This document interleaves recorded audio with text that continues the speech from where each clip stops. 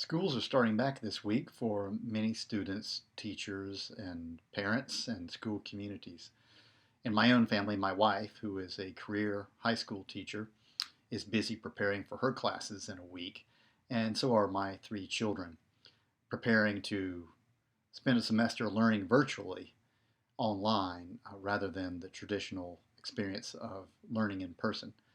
Of course, there are many students, teachers, and school communities which will be going back in person this next week or soon in some form of distancing with pandemic protocols, and we especially keep them in our prayers at this time. Whether education takes place virtually or in person in some fashion, we are all worried about how learning will take place. It seems to me that we have all been learning throughout the pandemic and that we have all become students again.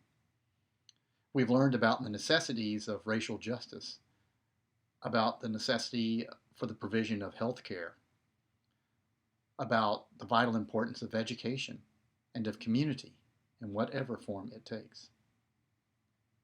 The pandemic, the economic crisis, the Black Lives Matter movement, and associated racial justice movements have all made us students again.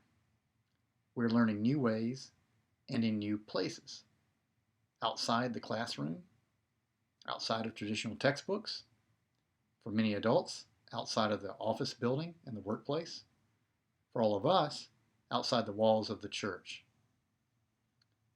My prayer this week is that God will be involved and present in learning in whatever form it takes, that God will keep all those safe who may be returning to in-person learning in some form or fashion, that those who will be learning online or in a hybrid form will be granted focus and determination and ease of access with new technology that they may be experiencing at this time.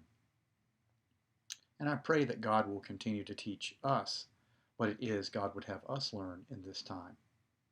It may be that what we are learning now, through this pandemic, through this economic crisis, by means of the Black Lives Matter movement and associated movements for racial justice, it may be that we are learning some important things that are key to the future God would have us move into.